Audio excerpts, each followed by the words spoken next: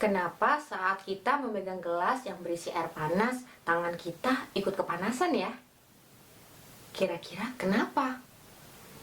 Ternyata hal ini terjadi perpindahan kalor dari gelas ke tangan kita.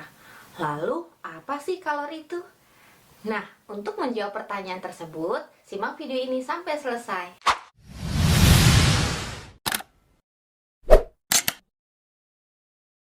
Assalamualaikum teman-teman. Halo semuanya, sudah siap belajar IPA? Nah, hari ini kita akan belajar IPA materi kalor. Tapi buat kamu yang belum like, komen, dan subscribe channel ini, jangan lupa untuk berlangganan dulu ya, agar tidak tertinggal video-video terbaru dari aku. Kalor merupakan energi yang berpindah dari benda yang suhunya lebih tinggi ke benda yang suhunya lebih rendah. Dalam satuan internasional, kalor dinyatakan dalam joule. Ternyata benda-benda di sekeliling kita ada yang bisa mengantarkan panas dan ada yang tidak loh. Apa sih itu? Ternyata benda yang bisa mengantarkan panas disebut dengan konduktor. Contoh konduktor ini adalah seperti besi, aluminium, timah, dan lain-lain.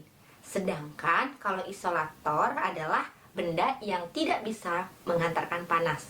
Contohnya apa? Contohnya adalah seperti kain, kertas, plastik, kayu, dan lain-lain.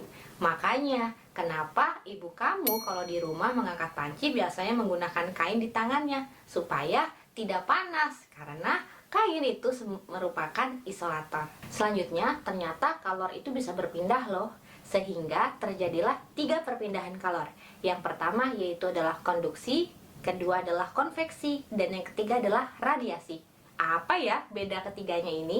Yang pertama adalah konduksi. Konduksi merupakan perpindahan panas yang terjadi pada suatu zat padat yang tidak disertai dengan perpindahan.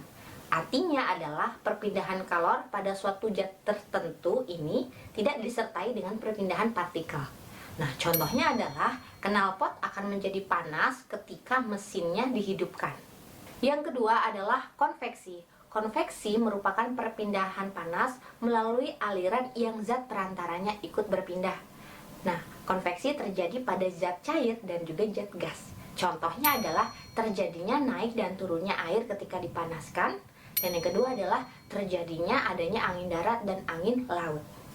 Yang ketiga yaitu adalah radiasi. Radiasi merupakan perpindahan kalor tanpa adanya zat perantara.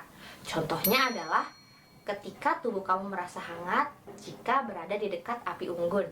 Nah, yang kedua adalah jika kita berada di luar lalu badan kita terasa panas oleh sinar matahari. Nah, itu merupakan contoh dari radiasi.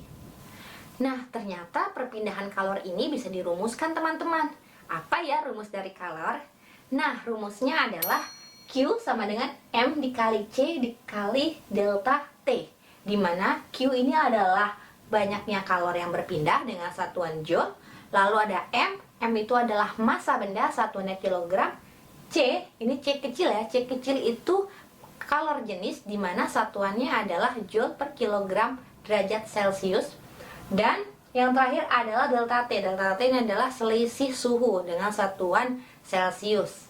Nah, untuk lebih jelasnya nanti akan aku bahas pada contoh soal dan penerapannya ya. Oke teman-teman semua, ini kita akan latihan soal dari rumus kalor yang ada ya. Kita langsung ke rumus yang ada nih.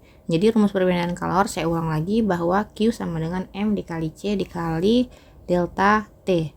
Nah, dimana Q adalah banyaknya kalor dengan satuan joule, lalu M adalah massa benda dengan satuan kilogram. C kecil ini adalah kalor jenis zat, satuannya joule per kilogram derajat Celcius, dan delta T adalah perubahan suhu, satuannya Celcius. Nah, seperti biasa saya selalu memberikan rumus segitiga agar memudahkan jika yang dicari tidak hanya Q saja, tapi bisa M, bisa C, dan delta T. Gimana rumus segitiganya? Ini karena ada 4 berarti kita buat kotaknya 4 ya. Q-nya di atas, ini M, ini C, dan delta T. Nah, gimana? Biasa kalau mau nyari Q, Q-nya ditutup, berarti rumusnya menjadi MC delta T. Tapi kalau M, berarti M sama dengan Q dibagi C dikali delta T. Lalu kalau mencari C, berarti Q dibagi M dikali delta T. Sedangkan kalau delta T yang dicari, maka Q per M dikali C. C. Nah, dari rumus segitiga kita sudah bisa dapat 3 rumus lagi nih. Berarti total ada 4 rumus yang didapatkan. Nah, kayak gitu. Untuk lebih jelasnya kita akan latihan soal ya. Soal yang pertama. Jika suatu air memiliki berat 3 kg dan dipanaskan dari suhu 20 menjadi 100 derajat Celcius, dan jika kalor jenis airnya adalah 1, maka berapakah besar kalor? Nah, ini udah jelas, kita buat aja di satunya. Ada masanya ada 3 kilo. Ada 3 kg ya. Ini kilo berarti massa. Lalu delta T-nya adalah dari 100 menjadi dari 20 menjadi 100, berarti di pengurangan, diselisih, maka ada 80 derajat Celcius. Lalu kalor jenisnya adalah 1 Joule per kilogram derajat Celcius. Nah, yang ditanyakan adalah besar kalor, berarti Q. Nah, D3, karena Q yang dicari udah jelas rumusnya. Q sama dengan M dikali C dikali delta T. Langsung aja masukin angka-angkanya. Berarti 3 dikali 1 dikali 80. 3 kali 1 ke 8 adalah 24 ditambah 0. Nah, maka hasilnya 240 Joule. Gitu. Mudah kan ya? Nah, kita langsung contoh yang kedua biar makin paham. Suatu zat cair memiliki berat atau massa sebesar 5 kg. Kemudian zat cair itu memerlukan kalor sebesar 2000 Joule. Dipanaskan dari suhu 20 menjadi 70, maka berapakah kalor jenisnya? D1 ada kilogram, berarti itu adalah massa ya.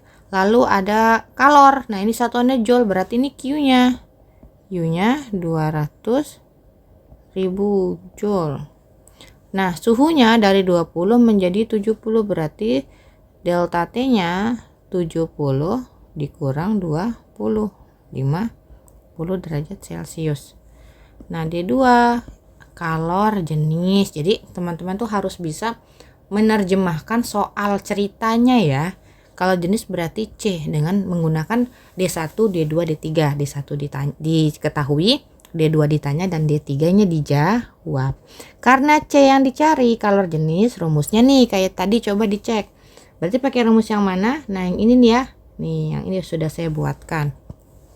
Berarti C sama dengan Q per M dikali delta T.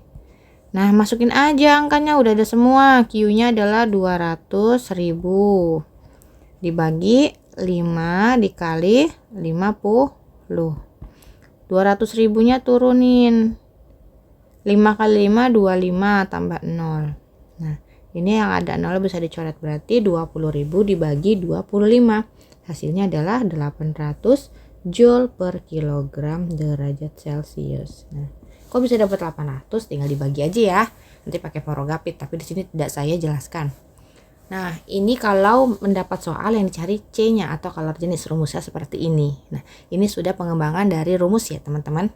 Nah, biar makin paham, akan saya tambahkan satu soal lagi. Contohnya, jika suatu air memiliki berat 5 kg dipanaskan dari 40 menjadi 100 dan kalor jenis air adalah 200, maka berapa besaran kalor? Ini mirip soal yang pertama, berarti mudah dong. D1-nya ada masanya 5 kg. Lalu suhunya delta T-nya 100 dikurang 40, karena dari awal 40 menjadi 100. Maka 60 derajat Celcius. Lalu kalor jenis air 200 Joule per kilogram. D2-nya adalah kalor, berarti Q. Karena Q udah jelas rumusnya. Q sama dengan M C delta T. Masanya masukin angka yang ada di sini. 5 dikali 200 dikali 60. Nah, maka kita kalikan aja 5 kali 2 udah 10 ya, berarti 1000 dikali 60. 1 kali 6, 6. Nolnya taruh aja semua. 1, 2, 3, 4 Joule. Berarti hasilnya 60.000 Joule. Ini mudah karena sama dengan soal yang pertama. Gimana teman-teman? Mudah kan untuk mengerjakan soal perpindahan? Nah, gimana tadi sudah belajar teori kalor, contohnya, rumusnya, hingga penerapannya pada soal-soal?